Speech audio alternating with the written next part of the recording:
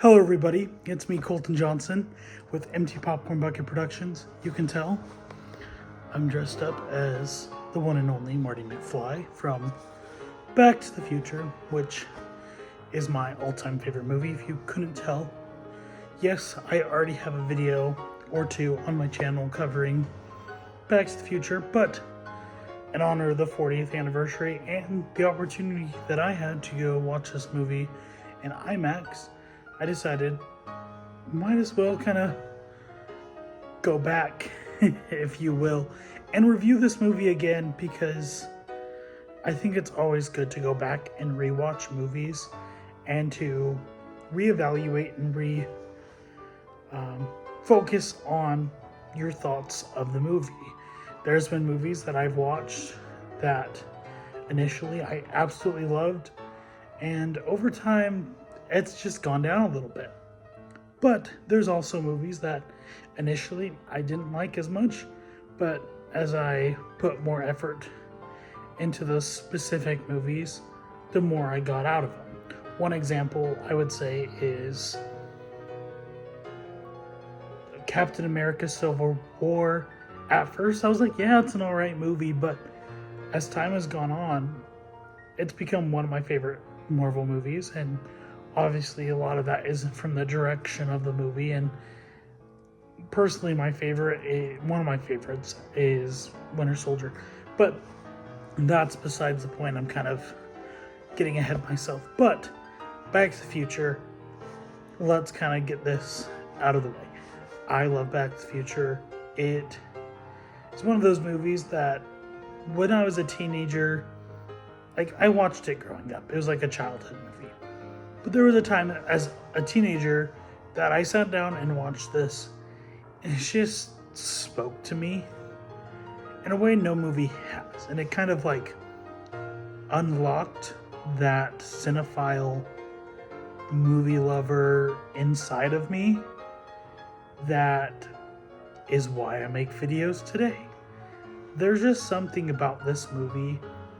Also, directed by Robert Zemeckis, written by him and Bob Gale, this movie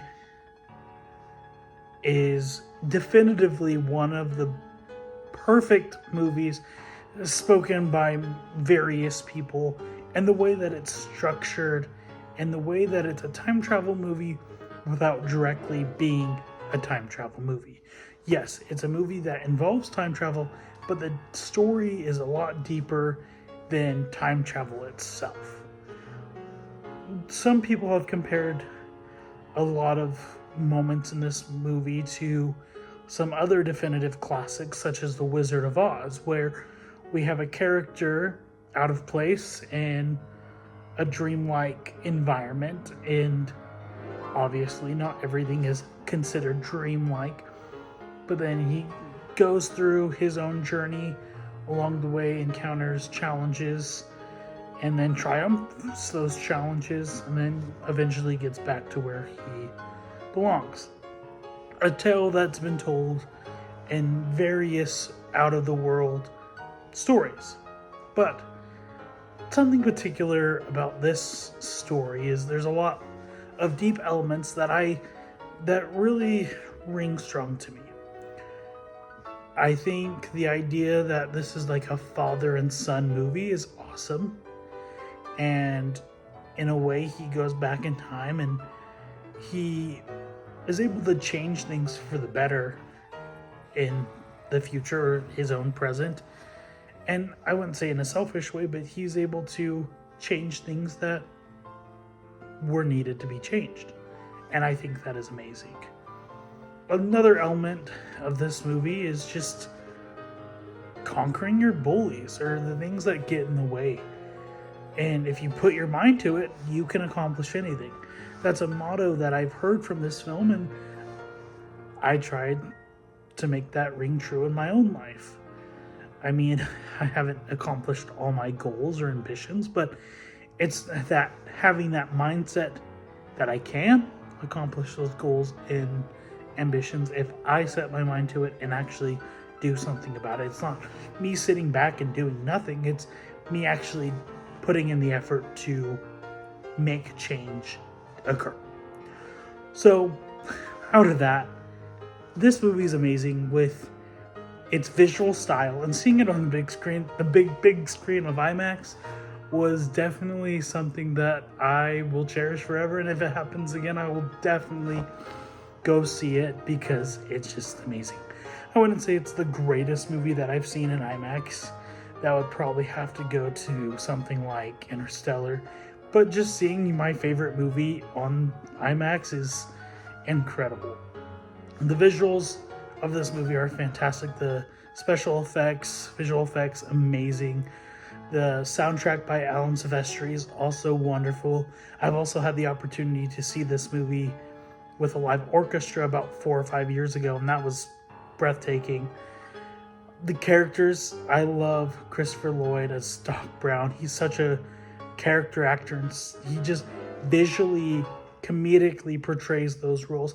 Same with Michael J. Fox. He does a fantastic job, and he was definitely perfect for the role. The fact that it was originally supposed to go to him, and then it was Eric Stoltz, and they didn't go with Eric Stoltz and brought Michael J. Fox back to the role, and he just perfectly captures that character. Thomas Wilson does great as Biff, and Crispin Glover and Leah Thompson, they do fantastic as well. I just love the elements of the movie. It's so great. And watching it on IMAX was really fun because there was a lot of visual cues and things like that like I didn't really notice the first time around. Like, for example, on the street in the courthouse square, whatever, clock tower square, there's like a car dealership with like a 9 symbol, which plays a big role in the second movie. I don't think that's intentional at all, but like, yeah, I'm getting ahead of myself again. I'm sorry.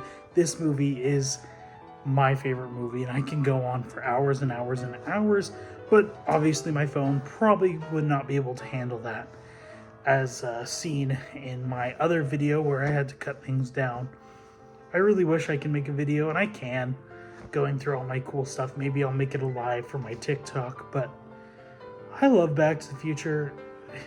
There's also just those moments of the movie, like the first time Marty's in the DeLorean and he travels to 1955, or the skateboard chase is another brilliant moment. But my favorite movie moment in all of movies is that moment of the dance where it's Earth Angels playing. There's that struggle. Like, at first George has Lorraine, and then she gets taken away, and then he steps up again and he gets her back, and Marty's on the stage and he sees his hand, and there's that just internal struggle and the struggle overall, and then he gets her back and the music swells, and it's pure cinema. I to this day get chills watching that scene play out. Another great thing is that moment leading him going back to the future, the moment everything's been working towards. I still get intense emotions. That suspense still gets to me, and every single time I'm just on the edge of my seat, and people might think I'm crazy because I've seen this movie hundreds of times, but I still feel those intense emotions because I'm like, is he gonna make it back? I know the answer, but it's just that feeling that it gets to me to this day, and I love it, and hence why it's my favorite movie. Okay, well, thank you so much for going on this journey Back to the Future. I love this movie. It's great. 5 out of 5, million out of million. It's phenomenal. And if you haven't seen this movie, I recommend it 100 times 100. Go sit down, check it out, watch the whole trilogy if you will, and tell me what you think. And if you've seen this movie, let me know in the comments below. I hope you have a wonderful weekend, and stay tuned for more. Bye. Oh, please like, subscribe, and share. And if you haven't, go check out my TikTok, Instagram, and Letterboxd. Links in the description below. Bye.